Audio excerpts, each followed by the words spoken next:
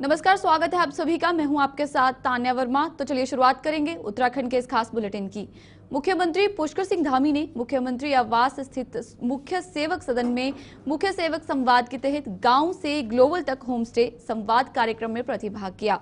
इस अवसर पर मुख्यमंत्री ने राज्य भर से आए होम स्टे संचालकों से बातचीत कर राज्य में होम स्टे को बढ़ावा देने के लिए उनके महत्वपूर्ण सुझाव लिए।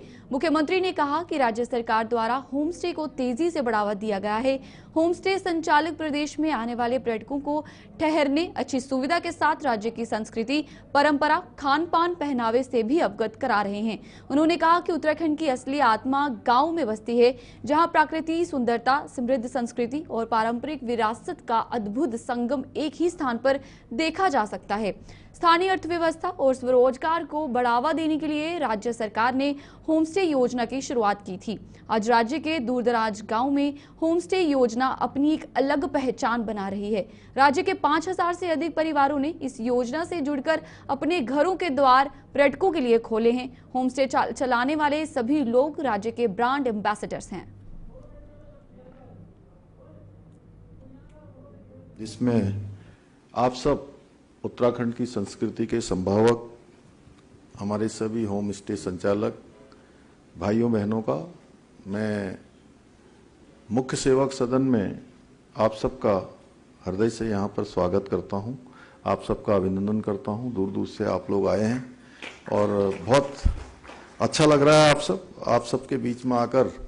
मुझे भी आज आप सभी के बीच में उपस्थित होकर अत्यंत हर्ष की अनुभूति हो रही है। और मैंने हमेशा ये प्रयास किया है कि जितने भी मेरे प्रवास के कार्यक्रम होते हैं, उन प्रवास के कार्यक्रमों में अगर जहाँ भी होम स्टे आसपास होते हैं, मेरी कोशिश रहती है कि मैं होम स्टे में ही रुकूं। और उनमें रुकने पर जिस प्रकार की मुझे अनुभूति होती है, सर्दी के मौसम में, गर्मी के मौसम में, वो अनुभूति आप सब लोगों को यहाँ देख के मुझे अलग अलग प्रकार की अनुभूति यहाँ पर हो रही है। बहुत शानदार ये कार्यक्रम गांव से ग्लोबल तक पर्यटन क्षेत्र में स्थानीय जो अर्थव्यवस्था है उसको एक नई दिशा देने वाले आप सभी होम स्टे संचालकों को ये कार्यक्रम समर्पित है। और बहुत दिनों से ये मन में बहुत दिनों से विचार था कि आप सबके साथ एक अच्छा संवाद हो, आप सबको इस कार्यक्रम से जोड़ा जाए, आप सबको सुना जाए और उसमें सरकार और क्या ऐड कर सकती है, क्या और अच्छा कर सकती है, उसको आगे बढ़ाया जाए। आप सभी ने न केवल हमारे प्रदेश में आने वाले जो हमारे पर्यटक हैं उनको ठहरने की उत्कृष्ट व्यवस्था आप लोग प्रदान कर रहे हैं, बल्कि हमारी संस्कृति, परंपरा, खान पान, पहनावे और जो मेहमान नवाजी है वह भी लोग जान रहे हैं। और एक वो नया भी चल रहा है कि एक मेरा एक घर उत्तराखंड में भी, इस प्रकार का भी एक लोगों के मन में विचार आ रहा है। एक होम स्टे में रुकने वाला एक तो हमेशा पूरे जीवन भर के लिए उस परिवार से जुड़ जाता है, उस गांव से जुड़ जाता है। और जब वो आता है तो केवल एक होम स्टे में ही नहीं रुकता है, फिर उसके आसपास पूरी चहल पहल बढ़ती है, तमाम प्रकार के लोगों की एक आजीविका बढ़ती है, उनके आर्थिक स्रोत बढ़ते हैं। और इसलिए मैं ये कहूँ कि आप सभी हमारे राज्य के सच्चे एम्बेसडर हैं, ब्रांड एम्बेसडर, जो राज्य की संस्कृति को आज देश दुनिया के अंदर ले जाने का काम कर रहे हैं। धीरे धीरे विदेशी मेहमान भी हमारे जो है इन होम स्टे की तरफ को आएंगे और वो भी दुनिया के अंदर जाकर हमारे ब्रांड एम्बेसडर बनेंगे। इसलिए आप सबको मैं ब्रांड एम्बेसडर कह रहा हूं, तो इसमें कोई अतिशयोक्ति नहीं है। देवभूमि उत्तराखंड की सुंदर वादियां, शुद्ध वातावरण, पवित्र नदियां, आध्यात्मिक आभा सदैव से ही पूरी दुनिया को अपनी ओर आकर्षित करती रही है, आकर्षण का केंद्र रही है। और अभी आदरणीय प्रधानमंत्री जी ने, हमने जो इस वर्ष एक नवाचार प्रारंभ किया, इनोवेशन शुरू किया कि इस वर्ष शीतकालीन यात्रा प्रारंभ करी है। और शीतकालीन यात्रा में सम्मिलित होकर प्रधानमंत्री जी ने हम सबको प्रोत्साहित किया और पूरी दुनिया को, देश की दुनिया के लोगों को कहा कि यहाँ आइए, यहाँ पर अनेक कार्यक्रम करिए। कॉरपोरेट के लोगों से कहा, धार्मिक क्षेत्र में काम करने वाले लोगों से कहा, शिक्षा के क्षेत्र में काम करने वालों से कहा, बड़े बड़े इंडस्ट्री वालों से कहा, निवेशकों से कहा, और मुखवा हरसिल से उन्होंने घाम तापो टूरिज्म, घाम तापो, ऐसे समय में जब पूरे देश के अंदर अधिकांश क्षेत्रों में जब धूप कहीं दिखाई नहीं देती है, सूर्यदेव दर्शन नहीं देते हैं, इस योजना के माध्यम से जहां हमारे गांव आर्थिक रूप से सशक्त हो रहे हैं, वहीं युवाओं को स्थानीय स्तर पर रोजगार मिलने से जो पलायन की रोकथाम है उसमें भी सहायता प्राप्त हो रही है। और आप सबके बड़े अच्छे अच्छे सुझाव भी यहाँ पर आए हैं। और सच में चूंकि जो धरातल पर काम करते हैं आप लोग, तो आप लोगों को और ज़्यादा जो धरातल की जानकारी है वो व्यवहारिक रूप से है। इसलिए हम ये भी प्रयास करेंगे कि जो भी आप सब लोगों ने सुझाव दिए हैं उन सुझावों को हम आगे बढ़ाएं। आज हमारे होम स्टे न केवल विदेशी पर्यटकों को आकर्षित कर रहे हैं, बल्कि उत्तराखंड की समृद्ध संस्कृति, खान पान, लोकगीत, हस्तशिल्प, प्राकृतिक जीवन शैली को वैश्विक स्तर पर भी एक नई पहचान दिलाने का कार्य कर रहे हैं। मेरा मानना है कि जब कोई पर्यटक पहली बार किसी पहाड़ी गांव में आए तो उसे वहां आत्मीयता, सादगी और अपनापन महसूस हो। उसको लगना चाहिए कि मेरे घर के अलावा एक घर, दूसरा घर है जहां मैं जा रहा हूं। चलिए आपको ग्राफिक्स के माध्यम से पूरी जानकारी देंगे कि मुख्यमंत्री ने क्या कहा है। होमस्टे संचालकों पारंपरिक व्यंजनों को दे रहे बढ़ावा, राज्य की सांस्कृतिक विरासत को भी दे रहे हैं बढ़ावा। इस पहचान को हमें गांव से ग्लोबल तक पहुंचाना है। एक जनपद दो उत्पाद योजना से लोगों की आजीविका वृद्धि में कार्य, स्थानीय उत्पादों को राष्ट्रीय और अंतर्राष्ट्रीय पहचान के लिए कदम। राज्य में हाउस ऑफ हिमालयाज ब्रांड की शुरुआत की गई। स्टेट मिलेट मिशन से मिलेट को देश में मिल रही है अलग पहचान। तीर्थाटन और पर्यटन राज्य की अर्थव्यवस्था का मजबूत आधार। राज्य के धार्मिक, साहसिक, eco tourism, wellness tourism, agro tourism और फिल्म पर्यटन जैसे विभिन्न क्षेत्रों को तेजी से बढ़ावा दिया गया।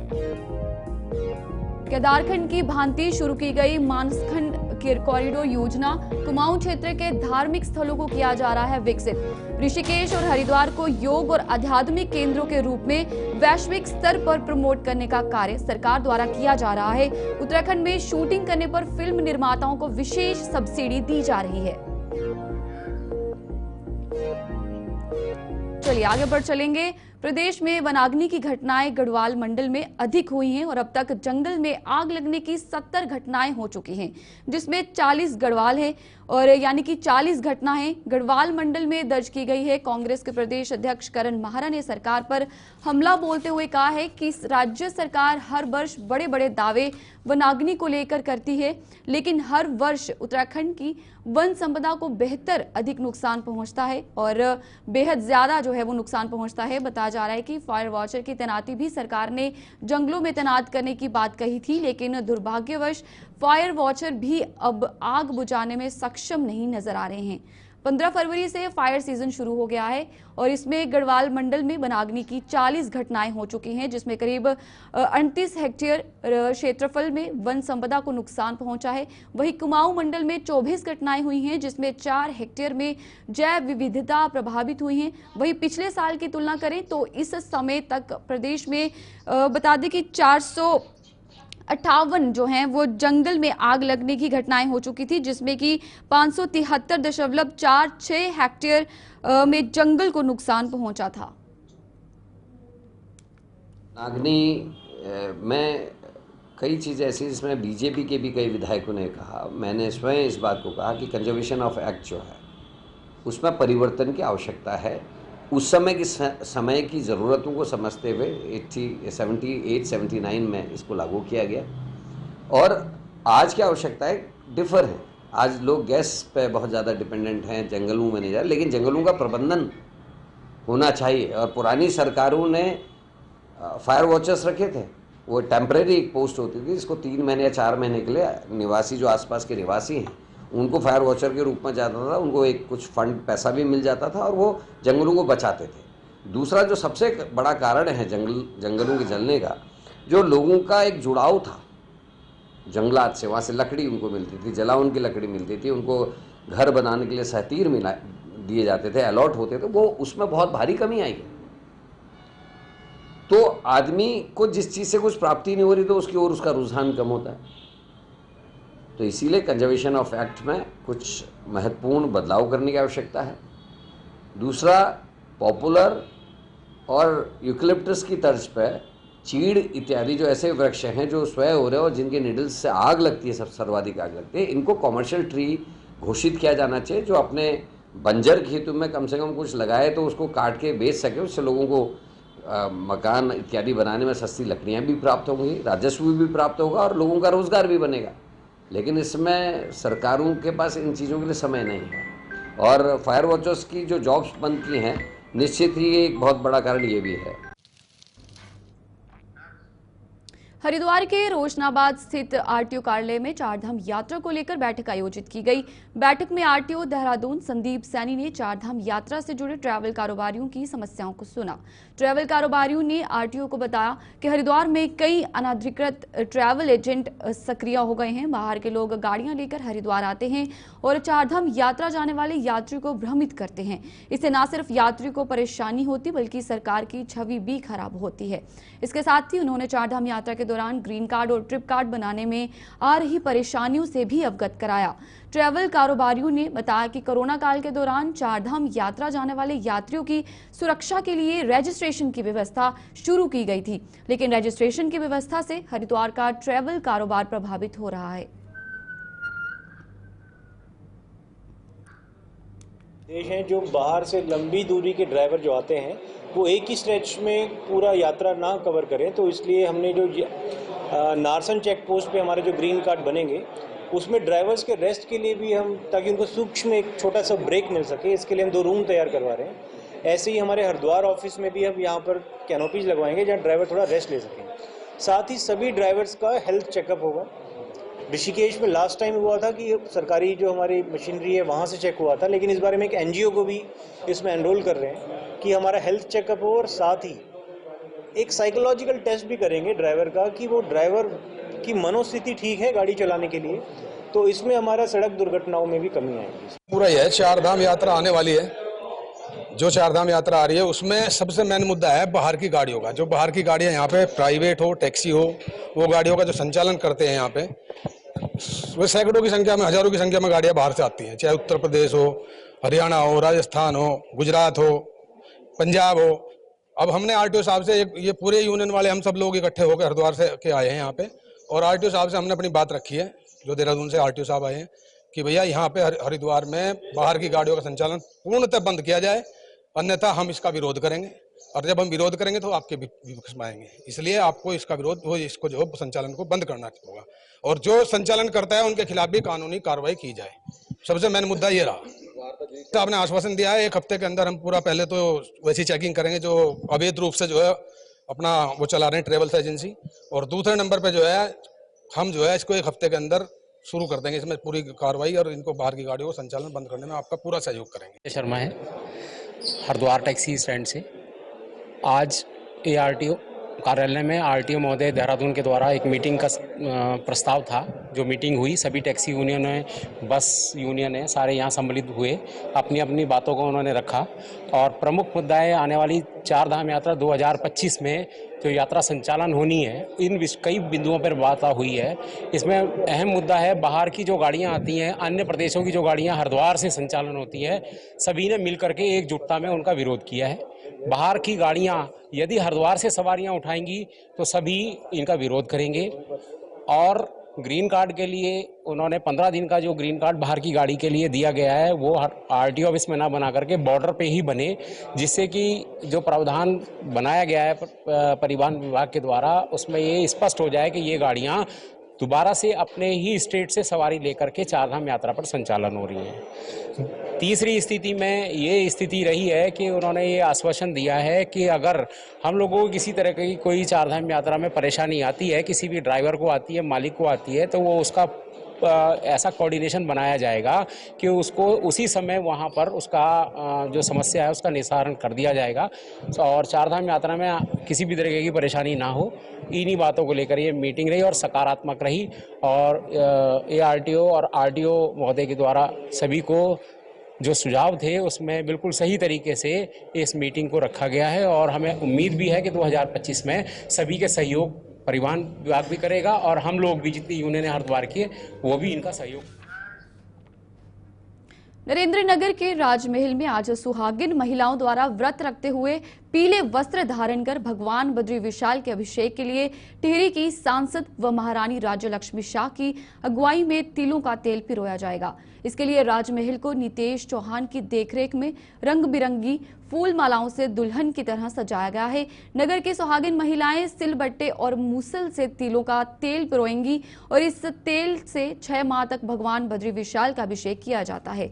आज तिलों के तेल को एक विशेष बर्तन में जड़ी बूटी डालकर आंच में पूरी तरह पकाने के बाद चांदी के बर्तन में परिपूरित कर यानी कि जो विधि विधान पूर्वक पूजा अर्चना करके साथ ही राज परिवार द्वारा भगवान बद्री विशाल के पुजारी ढिमर समुदाय को सौंपा जाएगा। वहीं 22 अप्रैल मंगलवार सायं को गाजे बाजे के साथ नरेंद्र नगर के राजमहल से विशाल गाड़ू गड़ा तेल कलश शोभा यात्रा भगवान बद्रीनाथ धाम को प्रस्थान करेगी।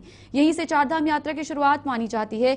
ये पौराणिक परंपरा सदियों से चली आ रही है। ये भी बताते चले कि 22 अप्रैल को नरेंद्र नगर के राज दरबार से प्रारंभ हुई तेल कलश शोभा यात्रा 3 मई को बद्रीनाथ धाम पहुंचेगी और 4 अप्रैल को प्रातः 6 बजे भगवान बद्री विशाल के कपाट श्रद्धालुओं के दर्शनार्थ खोल दिए जाएंगे।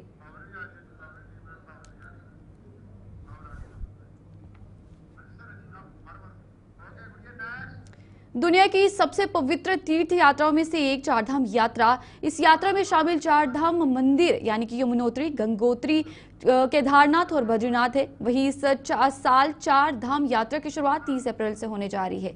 और बताते चले कि चारधाम यात्रा को लेकर भाजपा यहां को लेकर संतुष्ट नजर आ रही है, तो वहीं कांग्रेस प्रदेश अध्यक्ष करण माहरा का कहना है कि इस साल चारधाम की यात्रा शुरू होने के बाद चारधाम यात्रा के लचर व्यवस्था की पोल खुल जाएगी। ना तो चारधाम यात्रा में पड़ाव की अच्छी व्यवस्था है और ना ही चिकित्सा स्वास्थ्य अच्छी व्यवस्था की गई है। उन्हें दीजिए, पता चल जाएगा डॉक्टर्स की स्थिति वहाँ व्यवस्था की गई है नहीं की गई है, पड़ाव में कितने लोगों के रहने की व्यवस्था है, पानी की, पार्किंग की क्या व्यवस्था कर रखी है, रूट्स किस तरीके से बना रखे। पिछले बार आपने देखा होगा कई ऐसी जगहें हैं जहाँ होम स्टेज बने, वहाँ को पुलिस ने लोगों को जाने ही नहीं दिया, होम स्टे भी खाली रहे और अव्यवस्था भी रहे। तो ये सब चीज़ें हैं, उस पर कितना सरकार का ध्यान। दूसरा, आंकड़ों पर हमको नहीं जाना, हमको ये देखना है कि मेरे उत्तराखंड को क्या मिला है। सरकार इस बात पे पीठ ठोक रही है कि 60 लाख आ रहे, 70 लाख आ रहे, आप व्यवस्था कर रहे हैं। वो यहाँ की तारीफ करते हुए लौटे कि अच्छी व्यवस्थाएं थी, हमको खुशी हुई। अगर आदमी निराश होकर परेशान होकर ये कहे आपके वीडियो के सामने, कैमरे के सामने कि साहब मैं तो 4 साल की मेहनत से कुछ पैसा बचा के आया था और 2 पड़ाव में ही मेरा पैसा खत्म हो गया, क्योंकि हम 1 दिन के हिसाब से आए थे, हमको 4-4 दिन एक पड़ाव में रुकना पड़ रहा है, तो वो आदमी नाराज होके जाता है, तो वो अपने यहाँ जाके भी वही बातें करता है। सरकार को कुछ ऐसे कदम उठाने चाहिए जो पूर्ववर्ती सरकारों ने उठाए। कम से कम 10 दिन आदमी को होना पड़ेगा, तब 4 धामों की यात्रा होगी।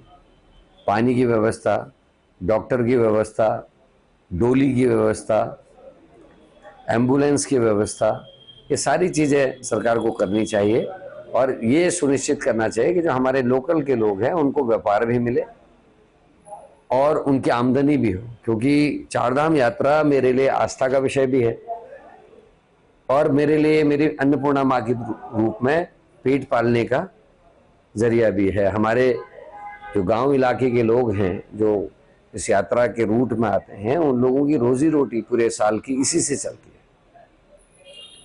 और जो देखने को पिछले 2-3-4 सालों से आ रहा है, यात्री दूसरे राज्य से सुबह चलता है 4 बजे 3 बजे, हमारे यहाँ के दिन में वो दर्शन करता है, शाम तक दर्शन करता है और रात को लौट के दूसरे दिन वापस अपने घर चले जा रहा है। तो उत्तराखंड को क्या मिल रहा है? केवल गाड़ी का धुआं, प्रदूषण, गंदगी और भीड़, जाम। लोकल के आदमी को ऋषिकेश जाने में डर लगने लगा, घंटों के जाम लग रहे हैं। ये ऐसी चीजें हैं जिसकी ओर को सरकार को ध्यान देना चाहिए और चीजें राज्य के हित में हो, ना कि बीजेपी के प्रचार के हित में। रुड़की में एक बार फिर आवारा कुत्तों का आतंक देखने को मिल रहा है। एक दिन में 30 से अधिक लोगों को आवारा कुत्ते अपना निशाना बना रहे हैं। इतना ही नहीं, सिविल अस्पताल में भी आवारा कुत्ते घूमते नजर आ रहे हैं। वहीं सिविल अस्पताल में एंटी रेबीज इंजेक्शन लगवाने वालों की संख्या लगातार बढ़ती जा रही है। बीते दिन अस्पताल में कुत्तों के काटने से 65 से अधिक मामले आए हैं, जबकि हर रोज भी 50 से अधिक लोग आवारा कुत्तों के काटने से पीड़ित हैं। वहीं रेबीज इंजेक्शन लगवाने पहुंचे लोगों ने नगर निगम से आवारा कुत्तों से निजात दिलाने की मांग की है। उनका कहना है कि शहर और देहात में रोजाना आवारा कुत्ते राहगीरों पर हमला कर लहूलुहान कर रहे हैं। वहीं नगर निगम के मुख्य नगर आयुक्त राकेश चंद्र तिवारी का कहना है कि आवारा कुत्तों से निजात दिलाने की कोशिश लगातार जारी है। एबीसी सेंटर का टेंडर खोला जाना है। जैसे ही टेंडर खुलेगा उसके बाद एबीसी सेंटर शुरू करने की प्रक्रिया शुरू कर दी जाएगी। एबीसी सेंटर का जो हमारा टेंडर है, टेंडर खोला जाना है, चूँकि ये समस्या बड़ी है कि कुत्तों के द्वारा जो लगातार नगर निगम क्षेत्रों में जगह जगह डॉग बाइटिंग की जाती है और लोगों की शिकायतें भी आती रहती हैं और समस्या भी बड़ी है। तो इस संबंध में उसके निजात के लिए जो हमारे कंपार्टमेंट वगैरह बनने हैं और उसका टेंडर डाला गया है और टेंडर खुलने की अवधि आ गई है। और इस समय चूँकि ठेकेदारों का रजिस्ट्रेशन चल रहा है, जिसकी प्रक्रिया 2-1 दिन में पूर्ण होने वाली है। जैसे ठेकेदारों का रजिस्ट्रेशन पूर्ण हो जाता है, इसको ओपन करके और इसमें कार्रवाई प्रारंभ कर दी जाएगी। पहाड़ों की रानी मसूरी में बहते सीवरेज की समस्या आम हो चुकी है, जिसको लेकर लोग परेशान हैं और वो उसका असर मसूरी के पर्यटन पर भी पड़ रहा है। मसूरी के विभिन्न क्षेत्रों में सीवरेज चैम्बर ओवरफ्लो हो रहे हैं, जो कि कई क्षेत्रों में सीवरेज लाइन क्षतिग्रस्त हो रखी हैं, जिससे सीवरेज सड़कों को बहता हुआ पानी लोगों के घर में जा रहा है। बहते सीवरेज के कारण क्षेत्र में गंदगी और बदबू से लोग बेहद परेशान हैं और बढ़ती गर्मी में बीमारी फैलने का भी अंदेशा है। परंतु ना तो इस और स्थानीय प्रशासन और ना ही गढ़वाल जल संस्था के साथ जल निगम के अधिकारी ध्यान दे रहे हैं, जिससे लोगों में विभागों के अधिकारियों के खिलाफ भारी आक्रोश है।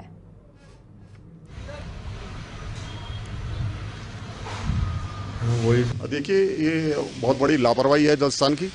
और ये खाली ये किंकरेक से पिक्चरवाली वाली रोड जो यहाँ पर ये सीवर बह रहा है, ये खाली यहीं की बात नहीं है। ऐसे अनेक जगह जो जलस्थान के जो अपने जो सीवर लाइन है वो लगातार ओवरफ्लो होती है। और मैं मानता हूँ कि जब बारिश होती है तब ज़्यादा ये ओवरफ्लो होती है। तो इसका मतलब ये है कि कहीं ना कहीं जो लोग हैं उन्होंने जो अपना जो रेन वाटर है उसको जो है सीवर से कनेक्ट कर रखा है, जिससे वो ओवरफ्लो होता है। लेकिन लगातार आप देख रहे होंगे 3 दिन से यहाँ पर ये सीवर बह रहा है, लेकिन संबंधित जो अधिकारी हैं उनको इसकी सूचना दी गई है। लेकिन 3 दिन से अभी भी आप देख रहे हैं कि यहाँ पर जो है सीवर बह रहा है और ये सीवर रोड पे बह रहा है, नालियाँ बंद हैं तो वो रोड पे आ रहा है, लोगों को घर में जा रहा है। इससे इस गर्मी के सीज़न में ऐसी गंदगी होना और इस पर्यटक नगरी मसूरी में जहाँ इस समय आप देख रहे हैं कि मसूरी पैक है और जो टूरिस्ट आ रहा है वो क्या छवि मसूरी की लेके जाएगा, ये आप समझ सकते हैं। मुझे लगता है कि ये पब्लिक न्यूसेंस है, ये पब्लिक के साथ जो है उनके हेल्थ से भी खिलवाड़ है। इससे संबंधित विभाग को मैं मांग करता हूँ सरकार से और क्षेत्रीय विधायक माननीय मंत्री गणेश जोशी से कि इसका जो है जो विभाग है। चलिए, उत्तराखंड के इस खास बुलेटिन में फिलहाल इतना ही। मुझे दीजिए इजाजत। नमस्कार।